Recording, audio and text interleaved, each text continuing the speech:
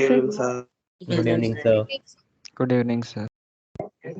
Good evening. चलो start करते हैं। तो वर्क हमने कर लिया है।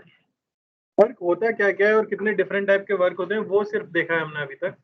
उसका एप्लीकेशन ऐसा ज्यादा हुआ नहीं है, आगे क्वेश्चंस में होगा। ठीक है, तो मेनली तो आपको कंजर्वेटिव का वर्क डन, नॉन कंजर्वेटिव का वर्क डन और स्पेशली ग्रेविटी का, फ्रिक्शन का और स्प्रिंग फोर्स, इन तीन का वर्क डन कैसे लिखा जाता है ये क्लियर होना चाहिए। किसी को डाउट है? आगे लिख लीजिए एनर्जी। एनर्जी होती है ऊर्जा। वर्क करने के लिए एनर्जी की रिक्वायरमेंट होती है, ठीक है ना।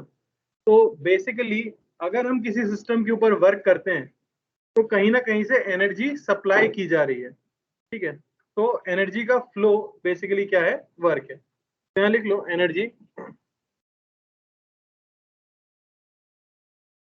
It is the ability to do work.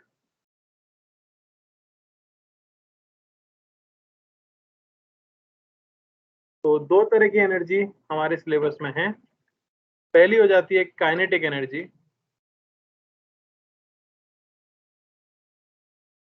के किसे कहते हैं काइनेटिक एनर्जी? डेफिनेशन आपको याद होगी, half energy possessed by the virtue of motion. Of its motion. Energy possessed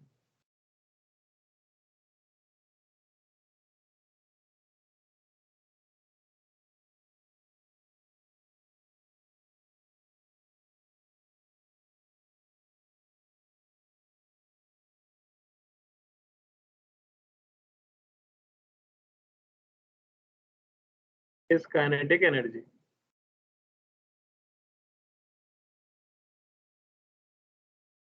ठीक है, तो अगर हमारे पास एक ऑब्जेक्ट है जिसका मास m है और वो v वेलोसिटी से मूव कर रही है तो उसकी काइनेटिक एनर्जी को हम डिफाइन करते हैं क्या?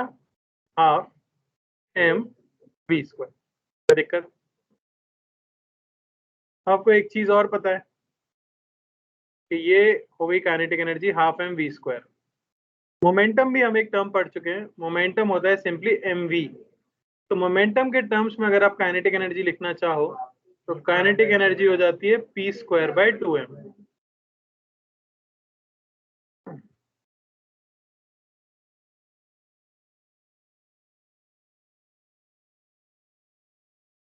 कैसी क्वांटिटी है? स्केलर या वेक्टर? स्केलर क्वांटिटी है, कोई डायरेक्शन नहीं होती काइनेटिक एनर्जी की।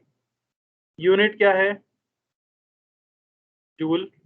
वर्क का फॉर्म ही है, ठीक है ना, यूनिट है इसकी जूल।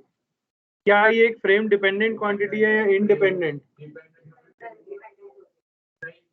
Sir, independent. समझ आ रहा है?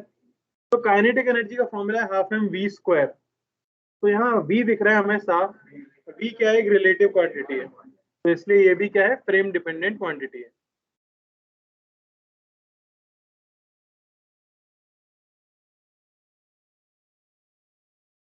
बिल्कुल exactly, frame dependent quantity.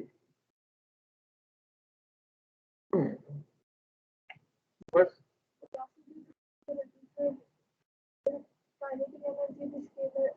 Square हो गया ना बेटा। तो स्क्वायर में अगर वेक्टर का डॉट करोगे तो आई डॉट आई 1 हो जाता है, ठीक है। चलो क्वेश्चन कर लेते हैं।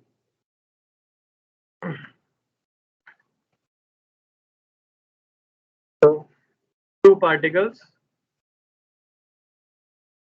A and B having masses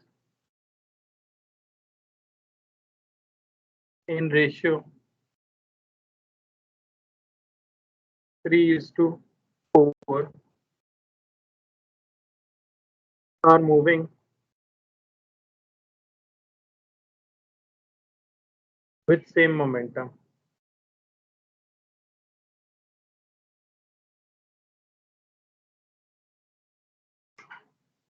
Find ratio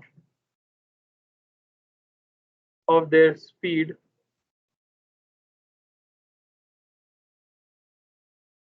and ratio of their kinetic energies.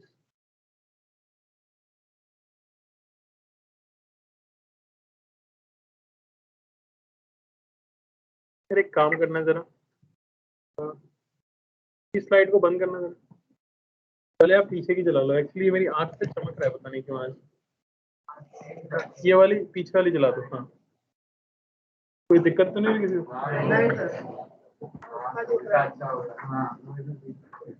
ये वायर उखाड़ लिया था कोई भैया? ये वायर कहाँ लगाएंगे मेरे को पता ही नहीं है। अभी लगा दो, पर नेट पैक खत्म हो गया, बताओ।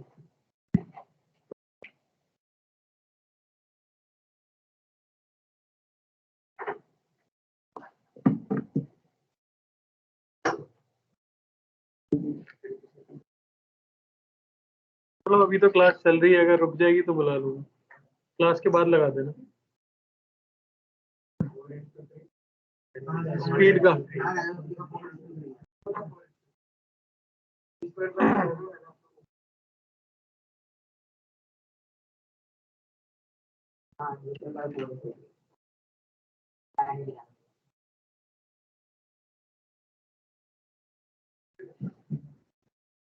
सर हाँ, स्पीड का 4:3 और वेलोसिटी का 4:9।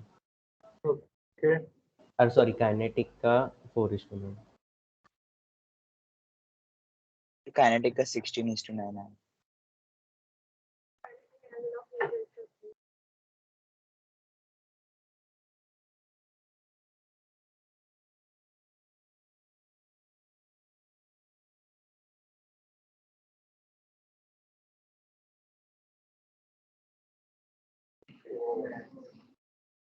सर सॉरी, काइनेटिक और उसका स्पीड का सेम आ रहा है 4:3।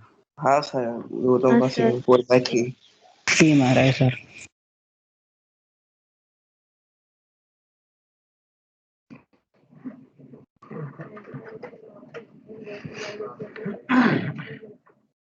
बहुत ही सिंपल से सवाल है। तो यहाँ बोला गया ए और बी हैं जिनके मास का रेशियो आपको दे दिया गया है, यानी MA/MB। इसकी वैल्यू दे दी गई है 3/4 और सेम मोमेंटम है, यानी आप कह सकते हो PA इक्वल है PB के। तो रेशियो ऑफ देयर स्पीड, यानी पहले तो PA is equal to PB, यानी MA/VA is equal to MB/VB।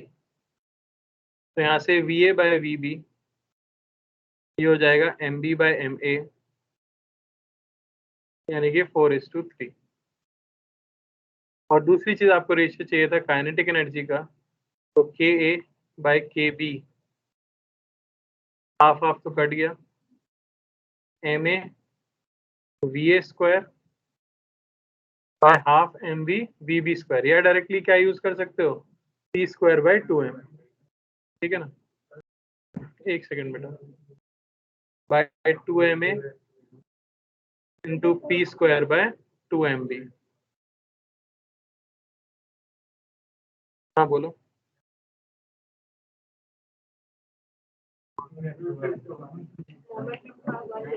नहीं,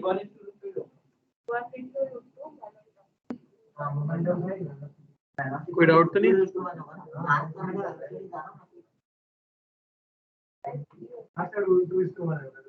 इनमें कोई कंफ्यूजन नहीं होना चाहिए, बहुत सिंपल क्वेश्चन है, straight forward question. Sir next answer दो। हाँ बताओ क्या आया। सर रेशियो ऑफ स्पीड 1:1 और मोमेंटम 1:2। Ratio speed 1:1। चलो देखते हैं, MA/MB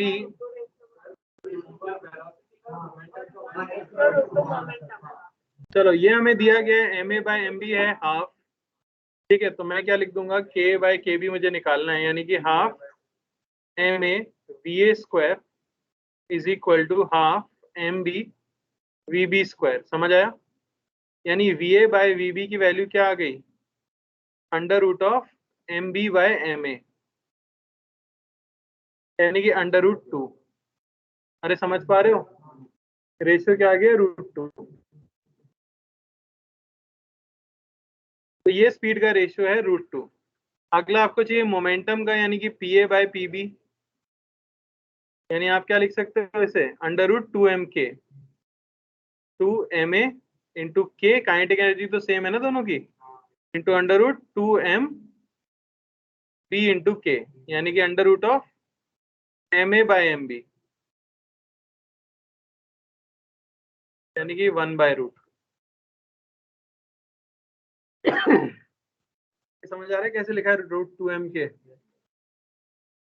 या वहां लिख दूं मैं, फॉर्म लिखी जाएगा, p²/2m है ना के।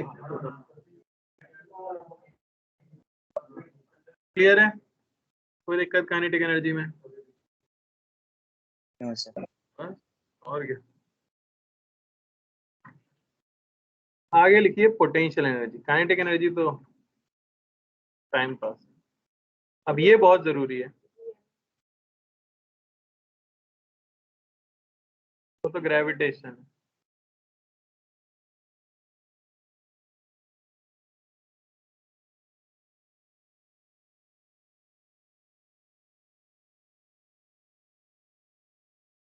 अब पोटेंशियल एनर्जी कहाँ किसे जाता है, कौन बताएगा?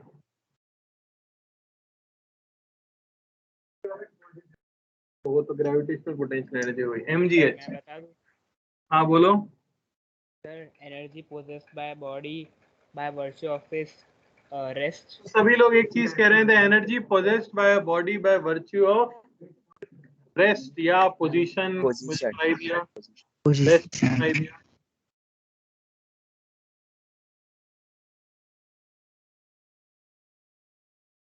तो मतलब आपका कहना है कि कैसे आती है पोटेंशियल एनर्जी? मूविंग ऑब्जेक्ट में पोटेंशियल एनर्जी होती है क्या? मेरा सवाल पूछ, आपस में मत पढ़ाओ एक दूसरे को। मैं ये पूछ रहा हूँ कि कोई ऑब्जेक्ट अगर मूव कर रही है तो ऑब्वियसली उसके पास काइनेटिक एनर्जी तो है, तो क्या उसके पास पोटेंशियल एनर्जी हो सकती है? हाँ सर। सर इनिशियली होगी, फिर नहीं होगी। जो कुछ भी बोला जा रहा है सब गलत है, पहले मैं एक स्पष्ट कर दूं साहब। अब कोई अगर कहना चाहता है नहीं मैं तो सही कह रहा था, तो वो बात कर सकता है मुझसे। तो बात ये, पोटेंशियल एनर्जी जो आप कहते हो mgh, वो हमेशा उतनी नहीं होती, उसके लिए रेफरेंस पॉइंट हम चूज करते हैं। तो पोटेंशियल एनर्जी के लिए रेफरेंस पता होना जरूरी है, वरना किसी भी पॉइंट पे पोटेंशियल एनर्जी 0 बोली जा सकती है या किसी भी पॉइंट पे फाइनाइट बोली जा सकती है। लेकिन आपकी जो डेफिनेशन है वो वैलिड है ग्रेविटेशनल पोटेंशियल एनर्जी के लिए। हालांकि आगे चल के हम देखेंगे जीवन में, आपने स्प्रिंग देखी है, स्प्रिंग को Yes. पिचका देते हैं तो क्या उसके अंदर एनर्जी भर जाती है? फिर अचानक से छोड़ते ही एकदम, तो वो कौन सी एनर्जी है? उसे कहा जाता है इलास्टिक पोटेंशियल एनर्जी। समझ आई बात? आगे दो चार्जेस रखे हुए हैं, एक पॉजिटिव चार्ज एक नेगेटिव चार्ज, एक दूसरे को अट्रैक्ट करते हैं, वो चलने लग जाएंगे एक दूसरे की तरफ, उनके पास काइनेटिक एनर्जी आएगी। कहां से आई? पोटेंशियल बदली काइनेटिक में, उसे कहा जाता है इलेक्ट्रोस्टैटिक पोटेंशियल एनर्जी। तो मेरा सवाल था कि जनरल पोटेंशियल एनर्जी किसे कहा जाता है, तो लिख लो, ये बहुत इंपॉर्टेंट चीज है। कंजर्वेटिव फोर्स को कंजर्वेटिव क्यों कहते हैं, आपको ये पता है? कंजर्व करना मतलब क्या होता है? बचाना। कंजर्वेटिव फोर्सेस नेचर में वो फोर्सेस हैं जो अपने वर्क डन को जिस ऑब्जेक्ट पे वो वर्क कर रहे हैं उसके अंदर स्टोर कर देते हैं पोटेंशियल एनर्जी के फॉर्म में। बात समझ आई? दो तरह के फोर्सेस दुनिया में है, कंजर्वेटिव और नॉन कंजर्वेटिव। पोटेंशियल एनर्जी की जो टर्म है ये सिर्फ और सिर्फ किन के लिए यूज होगी? कंजर्वेटिव फोर्सेस के लिए। तो जो भी किसी कंजर्वेटिव फोर्स का वर्क डन होता है वही ऑब्जेक्ट के अंदर पोटेंशियल एनर्जी के फॉर्म में स्टोर होता है। अब देखो, कंजर्वेटिव फोर्स मैंने बताया था ग्रेविटेशनल फोर्स होता है, स्प्रिंग फोर्स भी होता है, तो इन सब के करस्पॉन्डिंग पोटेंशियल एनर्जी होती है। नॉन कंजर्वेटिव फोर्सेस जो भी वर्क करते हैं वो कहीं स्टोर नहीं होता, इसलिए उनके लिए पोटेंशियल एनर्जी डिफाइन नहीं होती, इसलिए फ्रिक्शन के लिए कभी कोई पोटेंशियल एनर्जी डिफाइन नहीं होगी। बात समझ आई? तो लिख लो डेफिनेशन क्या है, the work done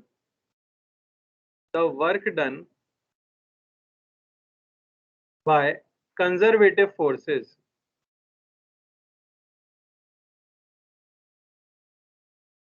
is stored in the object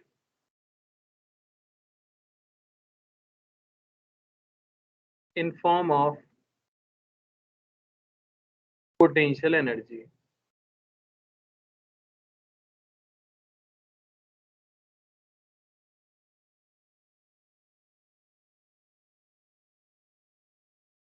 ये भी लिख लो कि it is only defined for conservative forces.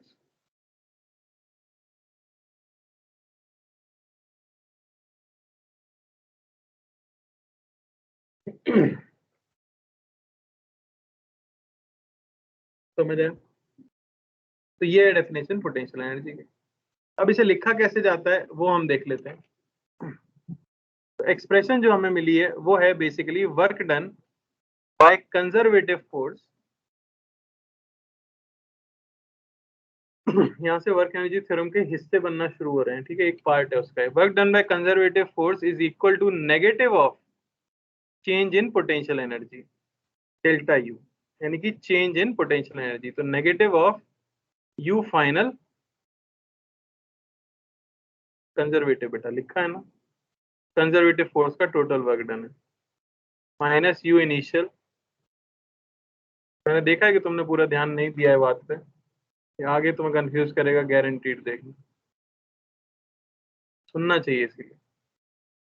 चलो, यहाँ ये क्या है, work done by conservative force, और ये क्या है, change in potential energy. Change in potential energy.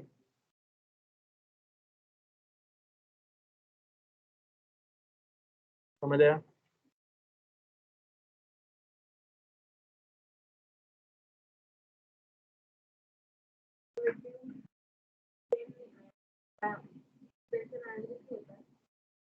यही डेफिनेशन है। पोटेंशियल एनर्जी कोई चीज नहीं है, बात है, ये एक थ्योरी बनाई गई।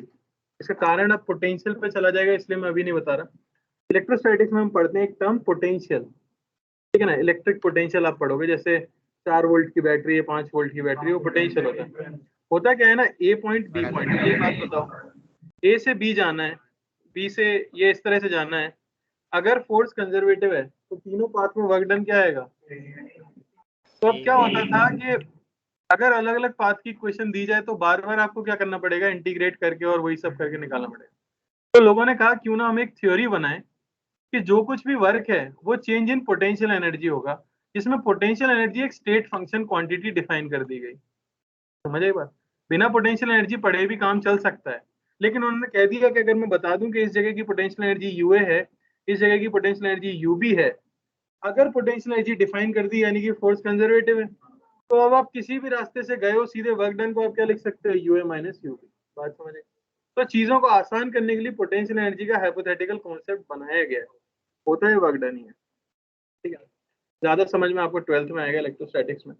अभी तो आप फॉर्मूले रख लो और लिख लो, बहुत जरूरी फॉर्मूला है, आगे काफी चैप्टर्स में यूज होगा। अच्छा, वर्क को क्या लिखते थे हम, वर्क बाय कंजर्वेटिव फोर्स, इसे मैं लिख रहा हूँ माइनस डी यू, ठीक है ना, छोटा चेंज के लिए। वर्क को आप लिख सकते हो एफ डॉट डी एस, लिख सकते हो नहीं, माइनस डी यू। तो यहां से हमें मिलता है एफ, क्या हुआ, छोटे से ds के लिए लिख दिया, सेम ही बात है। फोर्स कंजर्वेटिव को क्या लिख सकते हैं, minus D you by D S. अब ये एक चीज है जिस पे सवाल आते हैं, यानी अगर आपको कहीं पर पोटेंशियल एनर्जी का फंक्शन पता है तो उसको पोजीशन वेक्टर के फंक्शन के साथ डिफरेंशिएट करके आप कौन सा कंजर्वेटिव फोर्स है ये पता कर सकते हो। मेरी बात समझने की कोशिश करो एक बार। मैं अगर आपको कंजर्वेटिव फोर्स दे दूं, 3 टाइप के देखे थे हमने वर्क निकालने के तरीके, तो फोर्स दे दूं तो आप वर्क तो निकाल सकते हो, और वर्क आ गया तो is equal to minus delta U करके आप चेंज इन पोटेंशियल एनर्जी भी निकाल सकते हो।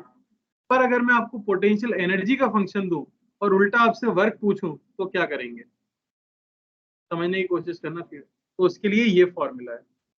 अब ये फॉर्मूले का मतलब क्या होता है बताओ, एक्स के रिस्पेक्ट में डिफरेंशिएट कर रहे हैं, वाई के या जेड के,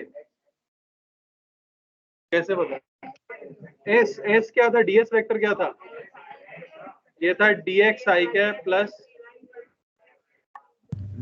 अब सबके रिस्पेक्ट में कैसे डिफरेंशिएट करोगे,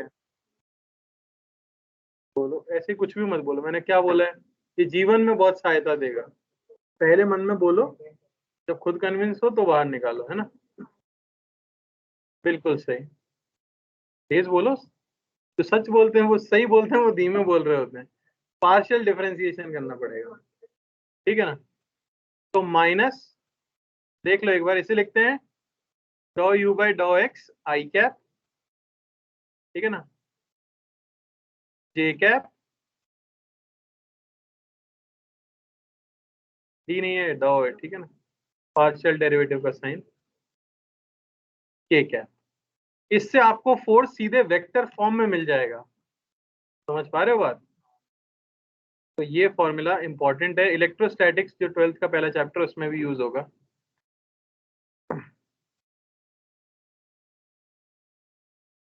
यानी आपको एक चीज समझ आ गई, अगर मैं आपको कंजर्वेटिव फोर्स का फंक्शन दे दूं तो क्या आप वर्क निकालना जानते हो उसका? अरे बोलो ना, हाँ, 3 तरीके थे ना। और एक बार वर्क आ गया तो क्या चेंज इन पोटेंशियल एनर्जी निकाल सकते हो इस फॉर्मूले से? क्या ही फॉर्मूला है, बस माइनस ही तो उधर भेजना है। अरे बात समझ आ रही है?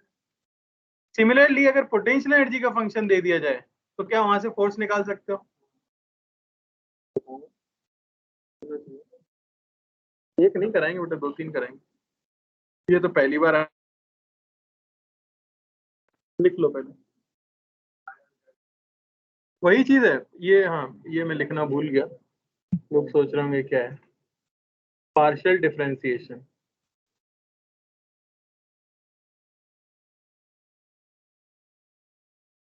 With respect to z।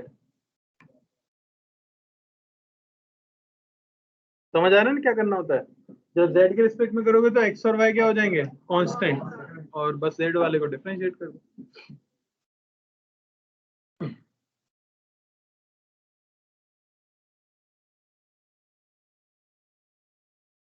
लिया सबने?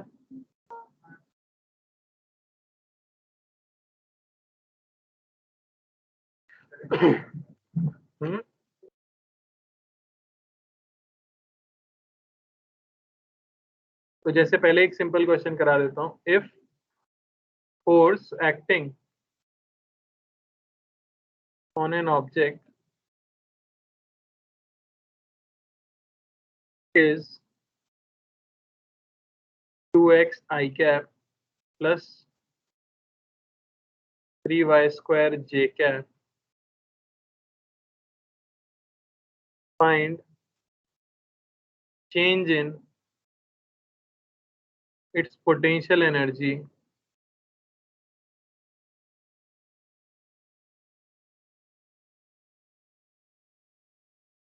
as it moves from 0,0 to 1,2।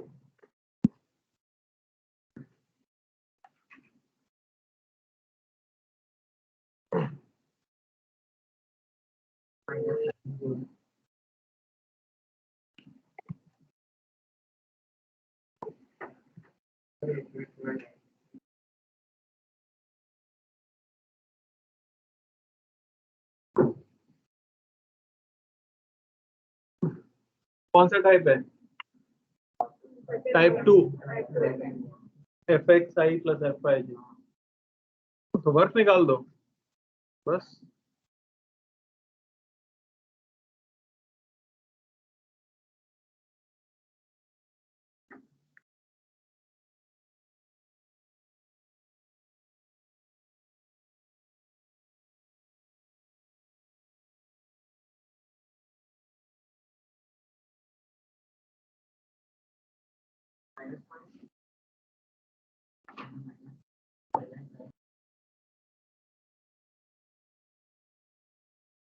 तो समझ के करना, बस वर्क निकालना है ना।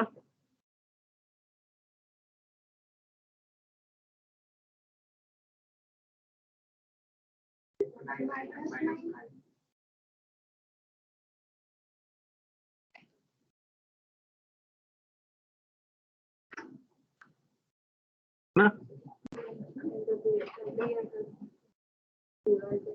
तो नहीं हो पाया। क्या लिखा? 2x sir 9 joules. 3y square dy, x की लिमिट, इसके बाद तुम्हारा सेम नहीं आया, पहले का क्या आ जाएगा, x स्क्वायर 1 आएगा,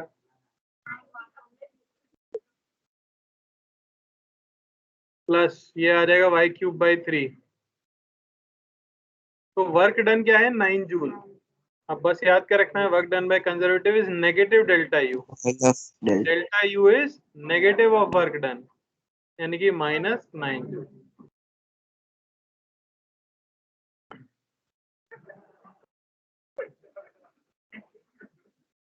कोई दिक्कत इसके अंदर, तो स्ट्रेट फॉरवर्ड है।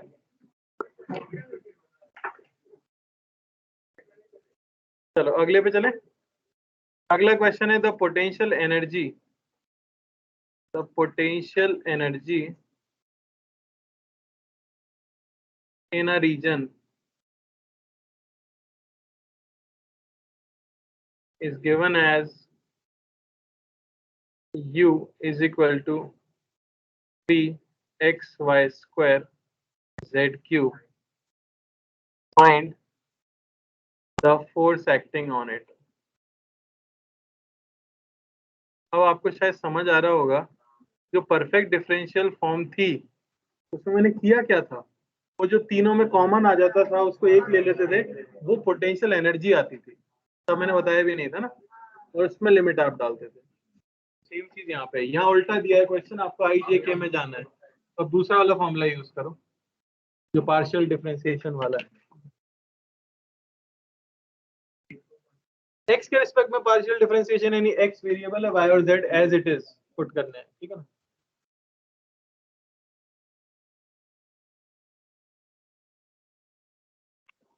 डिफरेंशिएट करना है बस x को वेरिएबल मानते हुए।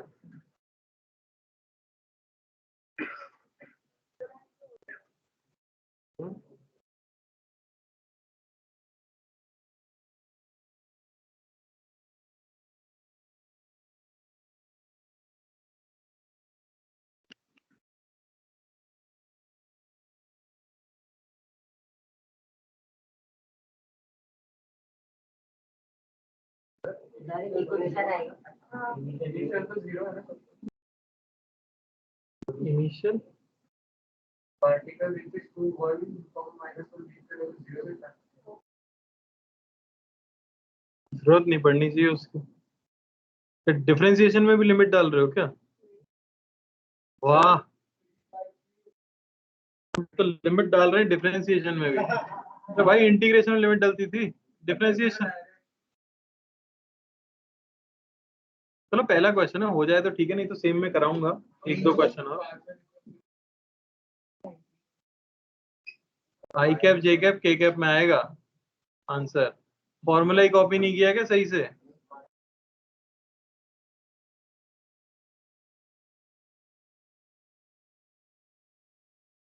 चलो देखते हैं।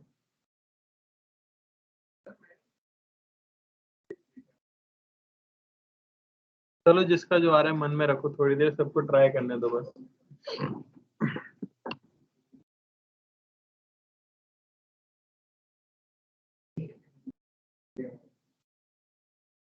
नहीं अभी नहीं।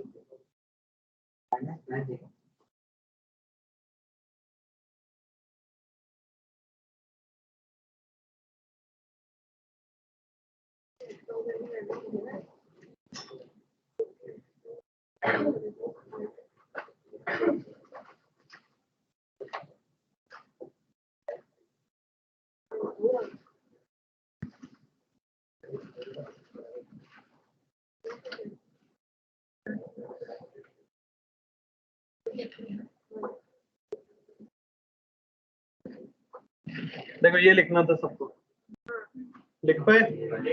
अब इसे पार्शियली डिफरेंशिएट करना है x के रिस्पेक्ट में, तो y z क्यूब कांस्टेंट है, तो 3y square z cube as it is, x का डिफरेंशिएशन 1, बस हो गया। प्लस इसमें y स्क्वायर का डिफरेंशिएशन करना है, क्या आएगा 2y, तो 3 इंटू 2 6, x और z तो एज इट इज है ये, प्लस इसमें z का करना है 3z स्क्वायर, 3 3 जा 9, ठीक है। ये हुआ फोर्स, जनरल पॉइंट पे फोर्स का फंक्शन ये है। अब आपको चाहिए फोर्स जब कोऑर्डिनेट है 2, 1 और -1, पुट कर दो यहाँ पे। तो 3 इंटू 1 का स्क्वायर, तो -1 का cube i cap, plus 6 into 2 into 1 into -1 का cube j cap, plus 9 into 2 two 1 का स्क्वायर, -1 का स्क्वायर के कैप। यहाँ से फोर्स मिलेगा हमें माइनस, क्या आया, ये हो गया -3i -12 जे कैप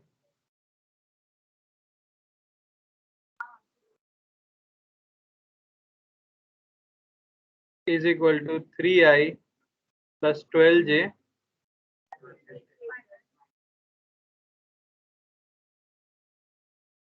बिकॉज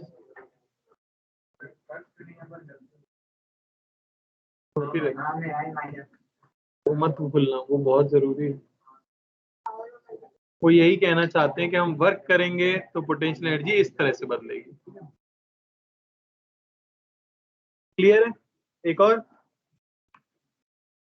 कर लें, एक और। यस फंक्शन दूसरा दे दूं और क्या कर सकता हूँ, बस नहीं, इसमें इतना ही है। If potential energy in a region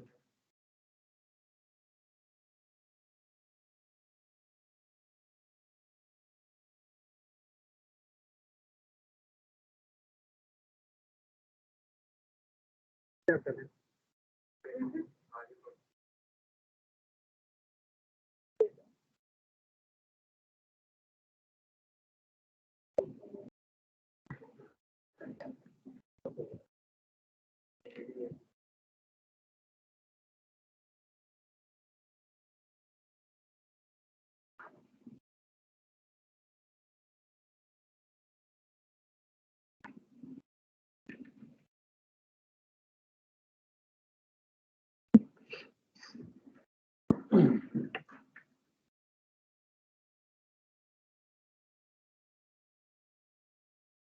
sir, आप डायरेक्ट कर सकते हैं।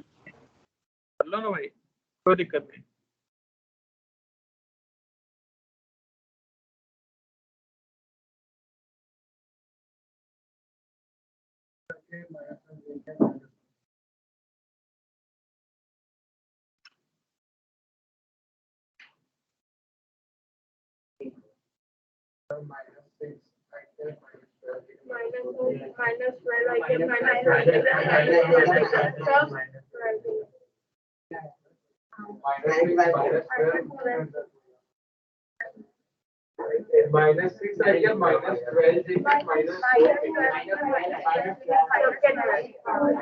सेम आ रहा है सबका?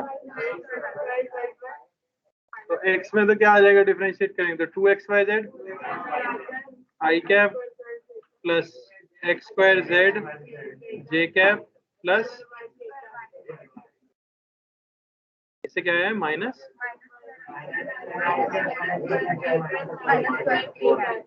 सब -12 है। सर -4 है सर। अब ये कर लेना, ठीक है ना।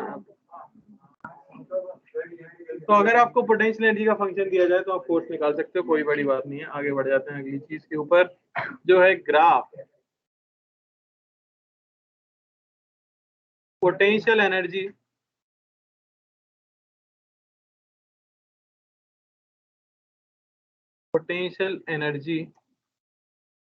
Displacement curve.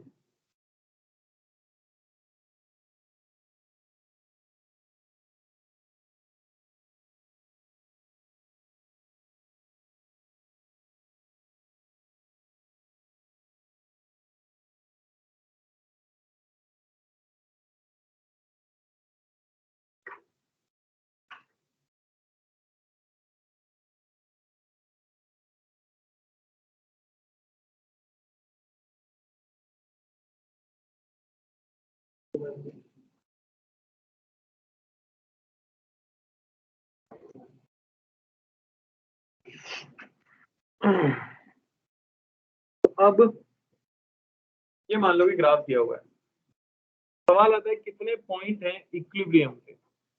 इक्विलिब्रियम का मतलब क्या होता है? नेट फोर्स क्या होना चाहिए? 0। पार्टिकल की पोटेंशियल एनर्जी और डिस्प्लेसमेंट का आपको ग्राफ दिया हुआ है। आप एक चीज जानते हो कि जो फोर्स होगा वो होगा -du/ds, समझ आया? यानी कि negative of slope of US curve, समझ आता है? तो कितने पॉइंट्स है जहां फोर्स 0 है? स्लोप किसका देखा जाता है? टेंजेंट का। तो ये पॉइंट अगर आप देखो और यहाँ पे टेंजेंट ड्रॉ करो तो ये पॉइंट ए, यहाँ पे स्लोप 0 है। सिमिलरली यहाँ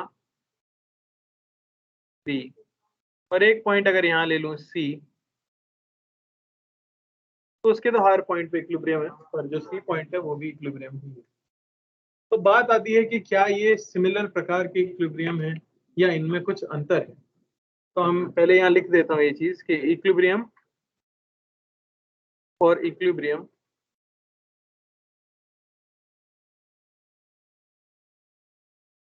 du/ds इज इक्वल टू 0, यानी स्लोप ये होना चाहिए 0। तो a, b, c are points of equilibrium.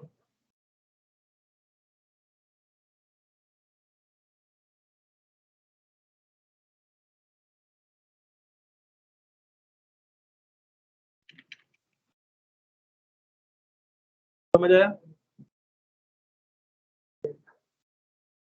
तो क्या ग्राफ देख के पहचान सकते हो कौन सा पॉइंट इक्विलिब्रियम का है? ये पहचान सकते हो, जहाँ पे स्लोप 0 होगा पॉइंट इक्विलिब्रियम का पॉइंट हो जाएगा। तो अब यहाँ पे होता है टाइप ऑफ इक्विलिब्रियम होते हैं। क्या लिख दिया मैंने?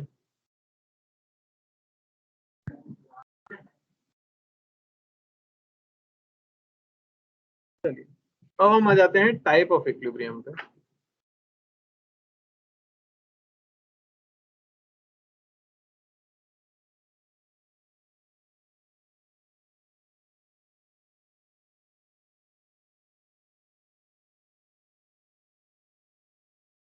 इक्विलिब्रियम 3 प्रकार के बताए जाते हैं,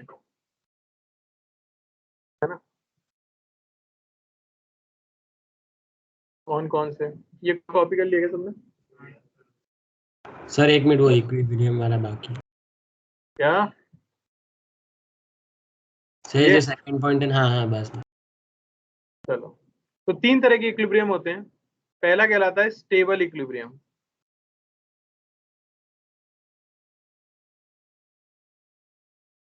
दूसरा कहा जाता है अनस्टेबल इक्विलिब्रियम,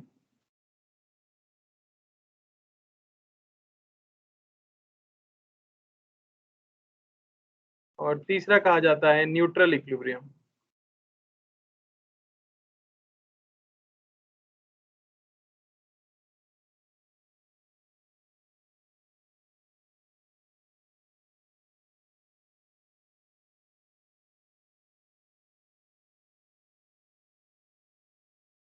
समझ आया? ये 3 नाम है। होते क्या है वो मैं आपको बताता हूं। ऐसा इमेजिन करो कि एक बोल है, बॉल देखा है तुमने? कटोरा है हमारे पास, उसमें नीचे एक बॉल डली हुई है। तो ये पोजीशन क्या इक्विलिब्रियम की पोजीशन है? यहाँ पे नेट फोर्स 0 है, एक्स में कोई फोर्स है नहीं, mg को बैलेंस कर दे रहा है कौन? तो ऐसा फोर्स जहाँ पे इक्विलिब्रियम होता है, ऐसी पोजीशन जहाँ पे इक्विलिब्रियम होती है, उसे हम कहते हैं मीन पोजीशन। पता था आपको? नहीं पता तो अब नाम याद कर लो। जहाँ पे फोर्स 0 हो, ऐसी पोजीशन जहाँ पे पार्टिकल पे लगने वाला नेट फोर्स 0 हो, उसे नाम दिया गया है मीन पोजीशन या इक्विलिब्रियम पोजीशन। दोनों एक ही बात होती है, ठीक है? अब अगर मैं इस बॉल को थोड़ा सा राइट में डिस्प्लेस करूं, तो थोड़ा सा उठा के मैं यहां ले जाऊं और फिर छोड़ दूं, तो ये बॉल कहां जाएगी? लेफ्ट पे। यानी आपने मेन पोजीशन पे आने की कोशिश। पोजीशन से डिस्प्लेस किया और फिर छोड़ा, तो ये अपने आप कहाँ चली गई? वापस इक्विलिब्रियम पोजीशन पे। सेम चीज अगर मैं लेफ्ट में करता हूं तो इसमें कुछ डाउट नहीं हो सकता। सुनना है अभी तो, नहीं नहीं बाहर में क्या फ्रिक्शन, सुन ले लो पहले, समझा करो प्लीज यार, क्या था ये फ्रिक्शन होगा तो। बात सुनो मेरी, एक स्मूथ बॉल है जो कि बॉटम में था, इक्विलिब्रियम पे था, आपने उसे स्लाइडली राइट में डिस्प्लेस किया, तो नीचे आया क्यों? यानी ग्रेविटी जो है वो कहाँ लग रही होगी, उसका एक कंपोनेंट कहाँ लग रहा होगा?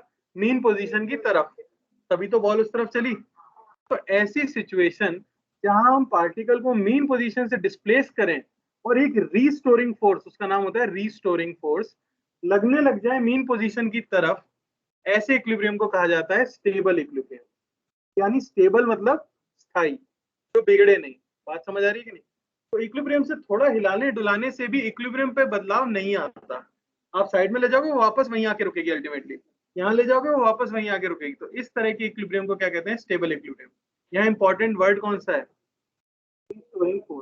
सिंपल हार्मोनिक मोशन जो चैप्टर है पूरा इसी वर्ड के ऊपर आधारित है। बात समझ आई सबको? इस हाँ बोलो। जाएगा फिर लौट के तो आ ही जाएगा ना अल्टीमेटली, उसकी बात नहीं कर रहा मैं, जस्ट की बात कर रहा हूँ। अरे यार समझ आ रहा होगा, जबरदस्ती मत, तुम बोलो ना क्या कहना चाह रहे हो। तुम फिर भी कहना चाह रहे हो, एक तुम्हारी समस्या ये है, तुम कुछ कह देते हो फिर तुम्हें ये प्रूव करना होता है कि मैं सही हूं, नहीं उसे वो प्रूव करना होता है। बोलो बोलो क्या कह रहे हो? कौन सा एक्सपेरिमेंट? कहाँ करा था तुमने? कहाँ था? तो क्या था वो? हाँ होती रहेगी ना, पर मेरे देवता बात सुना करो ना। उसको डिस्प्लेस करा, जैसे ही छोड़ा बॉल की तरफ, बॉल पे जो फोर्स लग रहा है वो किस तरफ लग रहा है? बस यही उसकी डेफिनेशन। उसके बाद वो जाके कुएं में गिर जाए उससे मतलब नहीं। बात समझ आ रही है? हमेशा जो रीस्टोरिंग फोर्स है वो टुवर्ड्स इक्विलिब्रियम पोजीशन लगना चाहिए। बात समझो। अगली चीज में मैंने कटोरी को उल्टा कर दिया और बॉल को यहाँ रख दिया, क्या ये इक्विलिब्रियम पोजीशन है? नीचे गिर जाएगी। नीचे गिर जाएगी। अरे अभी क्यों गिर जाएगी भाई? बेमतलब में गिर जाएगी। तो ये तो इक्विलिब्रियम पोजीशन है, यहाँ पे फोर्स क्या है? जीरो है। ये होता है जल्दी पहले आंसर देना है। आदमी पूछे उससे पहले जवाब दे दिया, ऐसे थोड़ी होता है। सवाल तो सुनो पहले। अब मैं इसे अगर राइट में डिस्प्लेस करूंगा तो क्या होगा? अब ये नीचे गिर जाएगी। समझ आ रही है बात? यानी जैसे ही आपने इसे इक्विलिब्रियम पोजीशन से डिस्प्लेस किया, इसके ऊपर जो फोर्स लगा वो किधर लगा? Away from the main position. क्या ये वापस यहाँ पाएगी? ऐसे इक्विलिब्रियम को कहते हैं अनस्टेबल इक्विलिब्रियम। ये बराबर है जैसे आप पहाड़ पे खड़े हो और कोई आगे धक्का दे जाए, और वही अगर हम गड्ढे में होते तो अच्छे खासे रह जाते, अगर गड्ढे में होते तो वहीं के। तीसरी चीज ये है कि मान लो एक सपाट जमीन है और तुम यहाँ खड़े हो, क्या ये इक्विलिब्रियम पोजीशन है? तुम्हें आके कोई धक्का दे जाए, यहाँ खड़ा कर दे तो ये भी इक्विलिब्रियम पोजीशन है। तो आपको लेफ्ट में शिफ्ट करें तो भी आप खुश, राइट में करें तो भी आप खुश। यानी अगर आसपास वाली जगह भी इक्विलिब्रियम पोजीशन हो तो ऐसी को कहा जाता है न्यूट्रल इक्विलिब्रियम। बात समझ आएगी? तो पॉइंट्स लिख लो इनमें, पहले बना लो तीनों डायग्राम।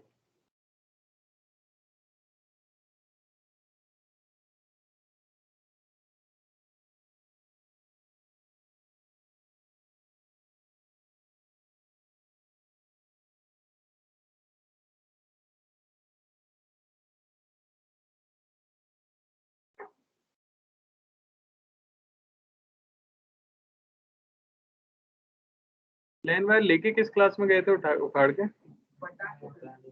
कौन आया था? देख कहाँ से आया कहाँ गया किसी को नहीं पता। कैसा था? बड़ा था? बाल नहीं थे।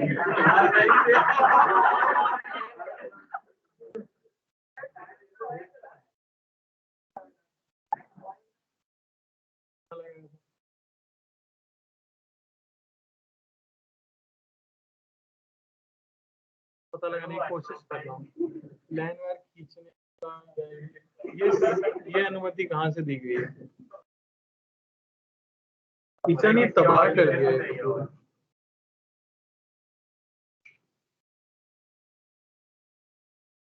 चलो पॉइंट्स लिखा दो। सबसे पहला कॉमन है सबके लिए, mean position.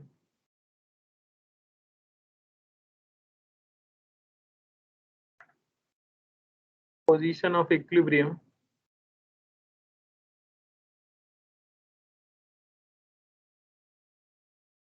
Net force is 0। एक बात बताओ, मैं इतनी मेहनत करता हूँ, इतना लिखता हूँ, तुम लोग कॉपी भी करते हो ये? नहीं तो ला दो पक्का। अभी भी बैठ जाओ, एक मौका और दे रहा हूँ मैं, एक मौका और दे रहा हूँ।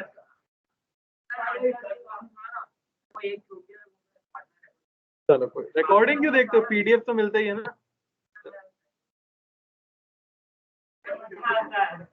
चलो बढ़िया बढ़िया बढ़िया, ठीक है।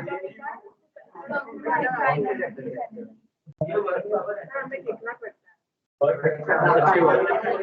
अरे ठीक है, अब स्टेबल कौन चेक कर रहा है?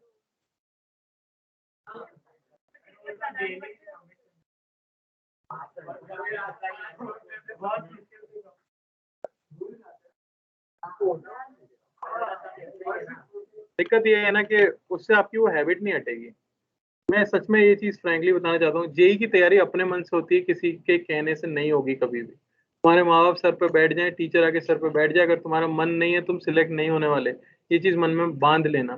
जिस दिन खुद से आएगा ना, नहीं भाई मेरे को पढ़ना ही है, तभी सिलेक्शन होगा, इतना सा फैक्ट है।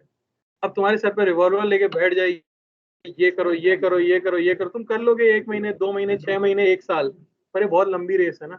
दिक्कत है, तो जब अंदर खुद से आएगा ना तभी हो पाएगा। इसलिए मुझे ये, मैं कभी नहीं कहूंगा तुमसे कि ये सेंड करो, क्योंकि अगर आप खुद ही सिंसियर नहीं हो तो आप मेरे कहने से 1 बार बनाओगे, शायद 2 बार बनाओगे। अगर सिंसियर हो तो खुद बना ही रहे होगे, ठीक है? फायदा क्या है? और एक ही चीज को 10 बार देखने से फायदा नहीं है। और फिजिक्स में तो खास करके थ्योरी बहुत ज्यादा नहीं होती, फॉर्मूले याद है, थोड़ा कॉन्सेप्ट होता है, बाकी तो एप्लीकेशन होती है। एक ही सवाल 10 तरीके से सॉल्व हो जाता है कि नहीं? कोई तुरंत कर लेगा, कोई बहुत देर में करेगा। उसकी प्रैक्टिस मेरे हिसाब से ज्यादा होनी चाहिए। खैर, मीन पोजीशन हो गई। स्टेबल इक्विलिब्रियम में हम क्या कह देंगे? Slightly displacing. हाँ, ये मीन पोजीशन तो कॉमन था। The object from mean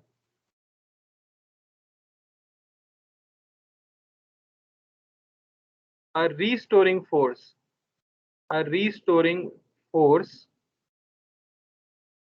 acts on the object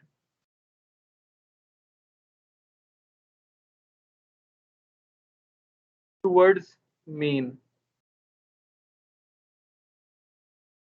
तो हम उसे कहेंगे स्टेबल इक्विलिब्रियम। बात समझ आई? जबकि यहां बोला जाए तो स्लाइटली डिस्प्लेसिंग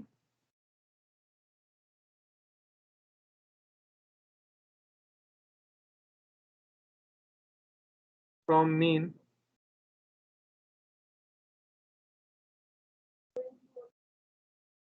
नहीं, force acts away from mean position.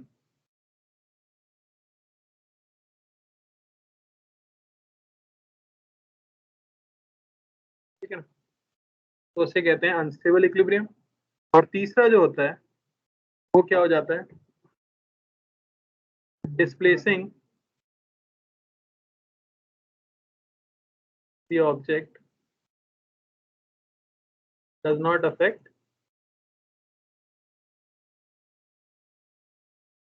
the equilibrium state।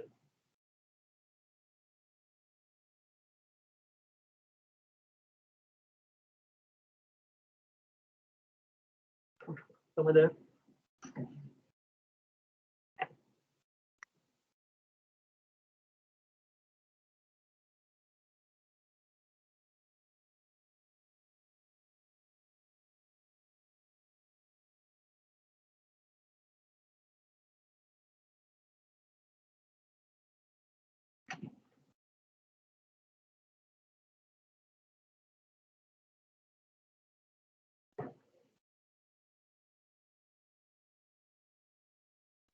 Sir हाँ, जो मतलब न्यूट्रल पोजीशन है वहाँ पे अगर हम किसी बॉल का से धक्का मारेंगे तो वो तो इनफाइनाइट तक चलती जाएगी ना, अगर कोई फ्रिक्शन एक्ट नहीं ना बेटा, करे तो। डिस्प्लेस करना है, धक्का नहीं मारना है, उठा के रखना है, थोड़ा सा साइड में उठा के रखना होता है ना, तो चेक कर पाते। अच्छा, तो बताइए कि अगर पोटेंशियल एनर्जी का फंक्शन पता हो तो पहली कंडीशन क्या होगी? स्टेबल इक्विलिब्रियम के लिए क्या कंडीशन होगी? Condition of stable equilibrium.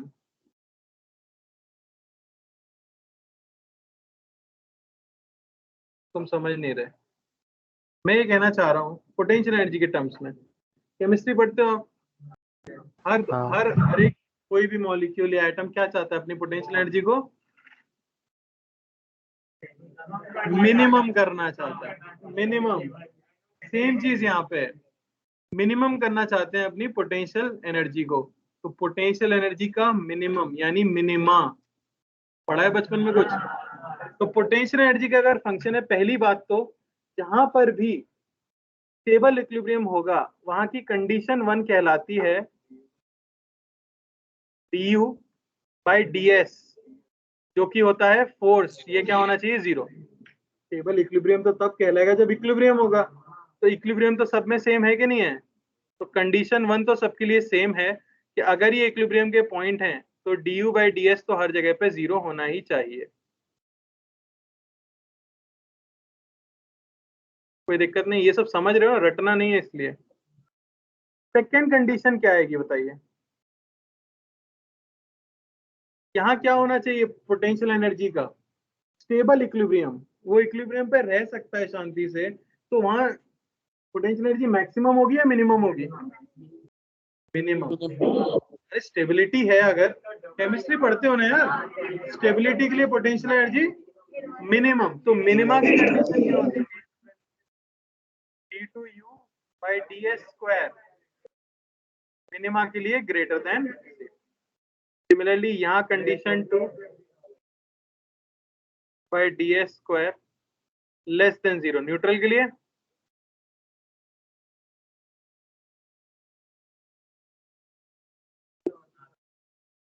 समझ आया?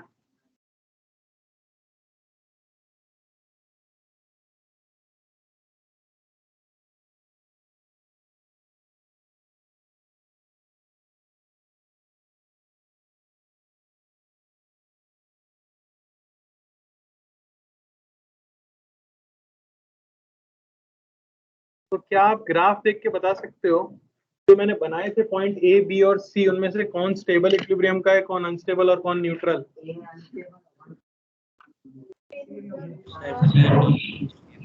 देख पा रहे हो? बी वाला है। ए पे पोटेंशियल एनर्जी मैक्सिमम है तो वो अनस्टेबल है। अच्छी बात ये है कि इसे आप बोल वाले एग्जांपल की तरह ही समझ सकते हो। आप कर्व के ऊपर किसी को बिठा दो, वो अगर लुढ़क जाएगा दूर तो अनस्टेबल, वहीं घूमता रहेगा तो स्टेबल, और एज इट इज फ्लैट रहेगा तो ठीक है। लिख लो यहाँ पे, इसी में मार्क कर लेना, ये है हमारा अनस्टेबल इक्विलिब्रियम। ठीक है ना? ये है स्टेबल और ये है न्यूट्रल।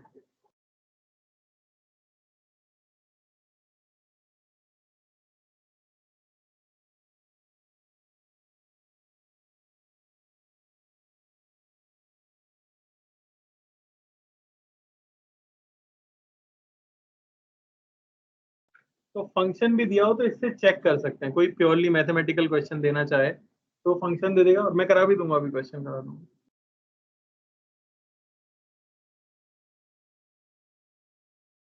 करा देंगे, कल कराना पड़ेगा, आज तो दिन ही खत्म होने वाला है। ये हो गया क्या?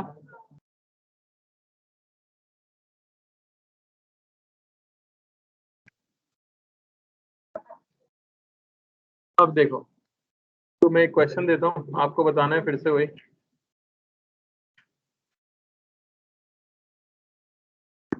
Identify the points of stable, unstable and neutral equilibrium.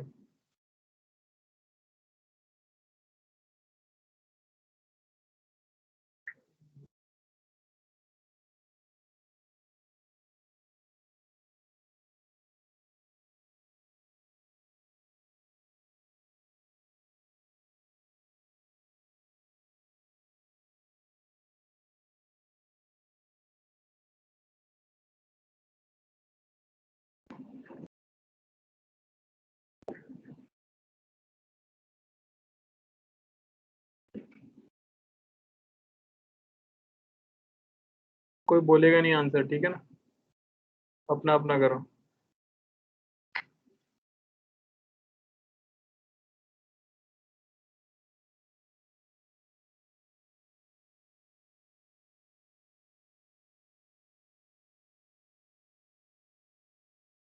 दोनों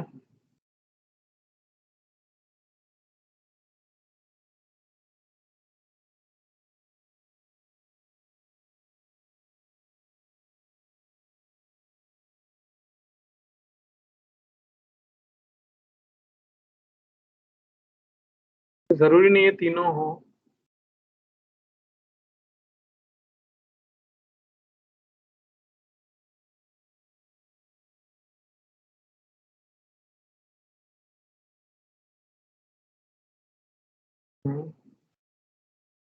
नहीं बोलो,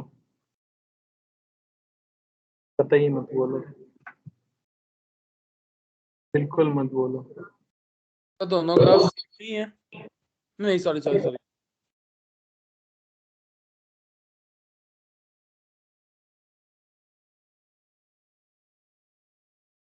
डिफरेंस तो तुम समझ गए और बड़े आराम से बैठ गए हो, पर मैं एक चीज कह सकता हूँ, तुम्हारा आंसर सही नहीं होगा। बताओ आंसर। चलो बोलो बोलो बोलो, जल्दी बोलो, अरे जल्दी बोलो, सब हाथ उठा रहे थे ना तब से तो।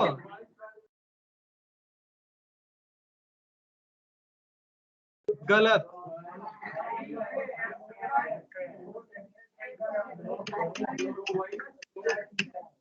शायद तुम खुद को उतनी अच्छी तरह नहीं जानते जितनी अच्छी तरह मैं जानता हूँ।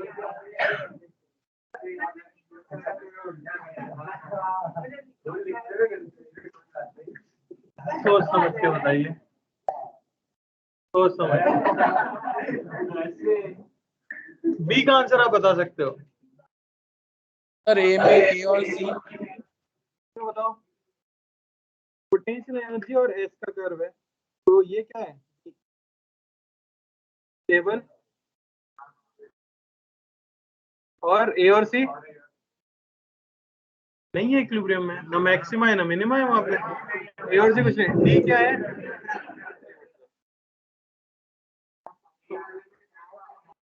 तो सितारा जो बनाया गया है वो ए पार्ट के लिए बनाया गया है, ना कि बी के लिए। तो बी तो पोटेंशियल एनर्जी एस का ग्राफ है असली दुनिया में। भी एग्जांपल देखिए, आप अनस्टेबल स्टेबल बता सकते हो। मेन चीज है फोर्स का बताना। अब बोलो। नहीं नहीं, ओम को बोलने दो। सर ए पार्ट पे ए। गलत गलत गलत। तो फिर बोलो, फिर बोलो, दूसरा बोलो, बोलो तो। गलत। बोलो बोलो सर बी पे न्यूट्रल। बोलो। सर हर जगह सेम। ये तो इक्विलिब्रियम ही नहीं होगा। अरे डी पे तो फोर्स है ना। अरे सर बी पे न्यूट्रल और डी पे स्टेबल। अरे डी पे फोर्स जीरो है क्या? पहली बात तो कंडीशन वन क्या है? कंडीशन वन है फोर्स तो जीरो होना चाहिए ना। डी पे क्लियरली फोर्स जीरो नहीं है, ना ही बी पे फोर्स जीरो है। देख पा रहे हो क्या नहीं? तो ये तो नॉट इक्विलिब्रियम है। अब रहने दो, अब रैंडम गैस हो रहा है ना? सर ए एंड सी। क्या? पहली बात तो maximum minima rate of change of slope होता है, ना कि सिर्फ स्लोप। आप स्लोप नेगेटिव नहीं होता, d2u/ds स्क्वायर है ना, स्लोप तो du/ds होता है। तो तुम du/ds का साइन क्या देख रहे हो? du/ds तो 0 होना चाहिए। बोलो, इसलिए सीख लो, सुन लो, वो स्टार बनाया गया। अगर क्वेश्चन आएगा तो यही वाला आएगा, वो वाला नहीं आएगा पोटेंशियल एनर्जी, वो तो सबको आता है, ठीक है ना।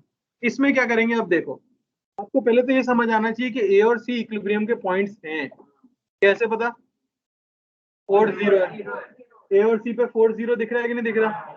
तो ये इक्विलिब्रियम का पॉइंट है और ये भी इक्विलिब्रियम का पॉइंट है। अब बताओ स्टेबल इक्विलिब्रियम आप समझे क्या थे? मान लो मैं स्टेबल इक्विलिब्रियम पे खड़ा हूं, अब मुझे थोड़ा सा डिस्प्लेस अगर किया जाए तो फोर्स कहाँ लगना चाहिए? Towards mean position. अब चुप रहो जरा और सुन लेने दो यार, मान गए तुम्हें आता, बाकी लोगों को नहीं। ए पॉइंट आपकी इक्विलिब्रियम पोजीशन आ गई, ठीक है ना, ये आपकी इक्विलिब्रियम पोजीशन है। आप अपने पार्टिकल को हल्का सा राइट में स्लाइड करो तो एस क्या होगा? बढ़ेगा। तो आपका डिस्प्लेसमेंट पॉजिटिव है या नेगेटिव है ये बताओ बस। दिख रहा है किस तरफ डिस्प्लेस किया मैंने? Positive side. तो फोर्स कैसा आया? फोर्स नेगेटिव आया। अरे समझ आ रही है बात? एक्सिस पे देखोगे तो फोर्स कैसा आया? नेगेटिव। सिमिलरली यानी क्या हुआ, मैंने राइट में डिस्प्लेस किया, फोर्स कहाँ आया? लेफ्ट में। अगर आप लेफ्ट में डिस्प्लेस करते तो फोर्स कहाँ आ रहा है? देखो, अरे देख पा रहे हो कि नहीं? तो सोचो आप राइट में जाना चाह रहे हो तो फोर्स है लेफ्ट में, आप लेफ्ट में जाना चाह रहे हो तो फोर्स है राइट में। तो वो क्या चाह रहा है? एक ही जगह रहो। तो ये क्या है? Stable equilibrium. ऐसे सोचना था। ऐसे सोचा था किसी ने? नहीं सोचा, मुझे पता है नहीं सोचा है, इसलिए सुनना जरूरी है, ठीक है ना। अगली चीज सी पे देखिए जरा, सी पे मैंने डिस्प्लेस किया है राइट में, फोर्स कैसा आया? तुम थोड़ा राइट में हुए, एक फोर्स आ गया राइट में तो लेके चला जाएगा राइट में। अब थोड़ी ना मीन पोजीशन वापस आ पाओगे। बात समझ आ रही है? यानी डिस्प्लेसमेंट का साइन और फोर्स का साइन अगर सेम आता है तो वो अनस्टेबल इक्विलिब्रियम है, और ऑपोजिट आता है तो वो स्टेबल इक्विलिब्रियम। बात समझ आई कि नहीं? तो ये चीज लिख लो, इसमें ये है स्टेबल और ये है अनस्टेबल। यहां लिख भी लेते हैं, for force displacement curve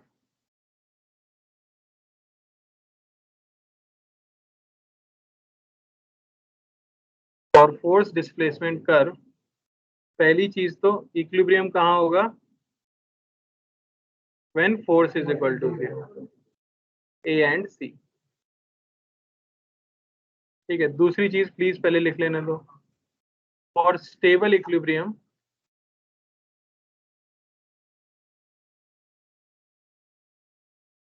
displace slightly towards positive s, तो फोर्स मस्ट बी नेगेटिव। अब इसे लिखाने का कोई ऐसा स्टैंडर्ड तरीका नहीं है, मैं बस अपनी तरफ से लिखा दे रहा हूं ताकि कभी देखो भविष्य में तो याद आ जाए। और अनस्टेबल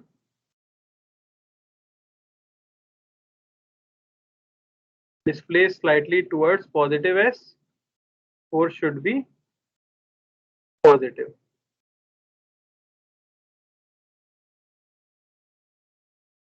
तो बोलो क्या कर रहे थे? पहले लिख लें लो। तुमने एफएससी बनाया तो वहां कर लो ना, यूएसएफएस, इससे पहले मैंने कहीं बनाया ही नहीं है। देखना क्या करता हूँ, हर जगह यू है, कहीं एफ इससे पहले नहीं आया। तो गलती होने की संभावना समझ रहे हो? 2 साल बाद ध्यान नहीं दिया, यूएस सोच लिया, उससे कर दिया, या ये चीज याद नहीं रही।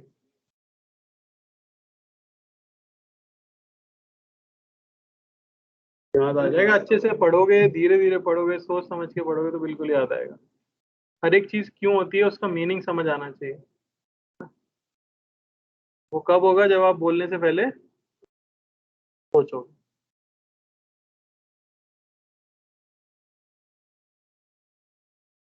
बस आज हमने क्या पढ़ा है डेप्थ में, खत्म नहीं हुआ अभी भी। पोटेंशियल एनर्जी, काइनेटिक एनर्जी इतनी छोटी, पोटेंशियल एनर्जी है। अब अगली क्लास में हम तीनों टाइप की पोटेंशियल एनर्जी पढ़ेंगे, तीनों नहीं, इसमें तो दोनों ही होंगी, इलास्टिक पोटेंशियल एनर्जी और ग्रेविटेशनल पोटेंशियल एनर्जी। ठीक है, चलो।